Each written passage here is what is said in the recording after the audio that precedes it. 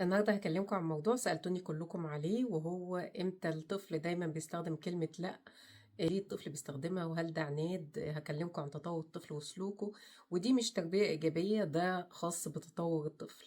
لو أول مرة تشوفيني، أنا دكتورة مرة البرلوسي، أخصائي الأطفال وحديث الولادة، وهتكلم عن جزء من تطور الطفل وهو كلمة لأ. في أمهات كتير سألوني ليه دايما بنتي أو ابني بيقولي كلمة لأ، حتى لو على حاجة بيحبها، حتى لو هو عايز الحاجة، بس هو دايما يقول لأ لأ بقت على بقه طول الوقت. هل ده طبيعي؟ هل الطفل هنا بيتعلم العند؟ أعاقبه ازاي؟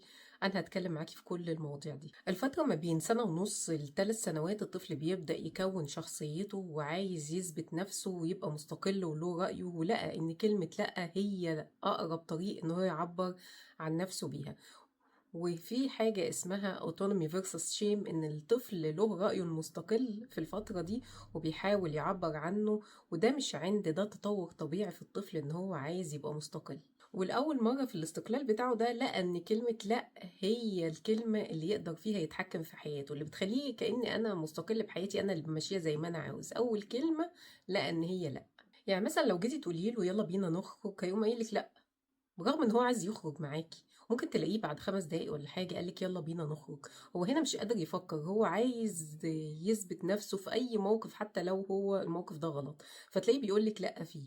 طيب بدل ما نعمل ان احنا نقول له لا، ممكن نعمل ايه؟ ممكن نخيره ما بين حاجتين. تقولي مثلا ايه رأيك نخرج نروح الحديقة، ولا نخرج نروح المول؟ ممكن ناخد معانا ساندوتش جبنة، ولا ناخد معانا ساندوتش مربى؟ كده اعملي اختيارات. ايه رأيك؟ نلبس التيشيرت الازرق النهارده ولا نلبس التيشيرت الابيض؟ ما تخليش ان هو رده يكون لا. ما تسأليش اسئلة يكون اجابتها نعم او لا. الطفل لما يحس ان هو المتحكم بيبدأ يهدى شوية. طب طفلك لقيتيه قالك لا، مش عايز ولا التيشيرت الازرق ولا التيشيرت الابيض، طيب انت ممكن تخيريه بطريقة تانية خالص. تقولي له مين اللي هيلبس التيشيرت الأول، مين هيلبس لبس الخروج الأول. الطفل هنا بيحس ان هو عايز يبقى الأول في كل حاجة، عاوز يبقى هو نمبر وان في المسابقات كلها، فهتلاقيه ان هو جري قال انا اللي هلبس. فبالطريقة دي عرفتي ان انت تجهزيه بدون ما ينفعل، او بدون ما يتضايق، او تلاقيه بدأ يقولك لا او يعند معاكي. طب لقيتي طفلك مثلا صاحي الصبح مش عايز يروح النيرسري، مش عايز يروح المدرسة، هتتكلمي معاه بالراحة.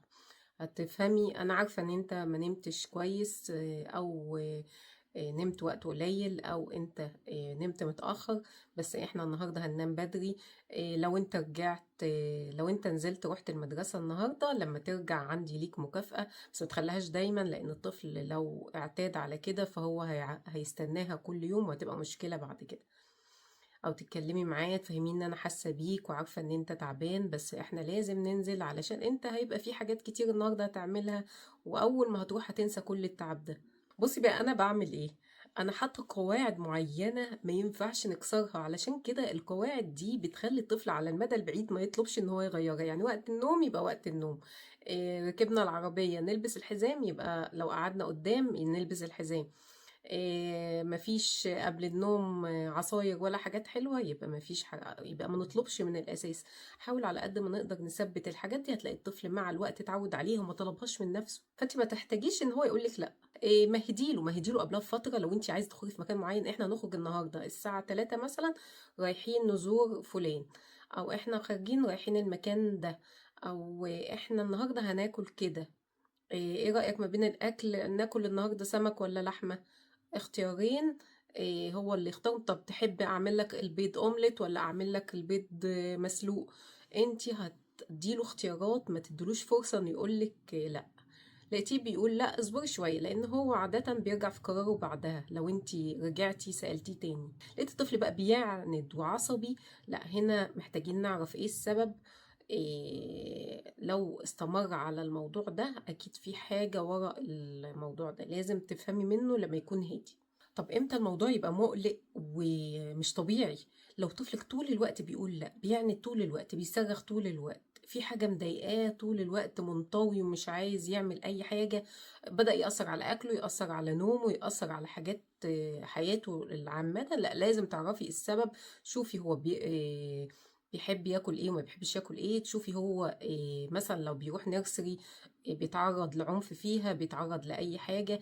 موضوع الحضانة ده من المواضيع المهمة جدا جدا جدا. في زملاء اتكلموا فيه كتير عن ان هو بيأثر في شخصية الطفل، فما توديش ابنك الحضانة الا لو بيعرف يتكلم عشان تعرفي ايه اللي بيحصل معاه. طيب احنا دورنا على كل الاسباب، ما لقيتيش سبب واضح، هتعملي ايه؟ هتوديه لاستشاري سلوك يكون متخصص في المجال، وتتأكدي ان هو متخصص، وتعرضيه عليه وتشوفي هيقولك تعملي ايه، وتمشي حسب الخطة العلاجية اللي يقولك عليها. واخيرا، كلمة لا مش معناها ان طفلك عنيد. كلمة لا، الطفل بيحاول يكتشف ما وراء كلمة لا. لقى ان كلمة لا هي فرصة ان هو يبقى مستقل. ما تضربيهوش، حاولي تصبري وحاولي تعيدي وتكرري مرة واتنين وتلاتة. حاولي تعرفي اسباب كلمة لا. هل هو بيسمعها كتير منك؟ هل بيسمعها كتير من باباه؟ اعرفي السبب واصبري على قد ما تقدري، علشان ده هيأثر على نفسية الطفل بعد كده. وده مرحلة من مراحل التطور زي ما احنا قلنا، من سنة ونص ل3 سنوات. بعد كده لا، بعد كده نبدأ نفهم لا دي وراها ايه.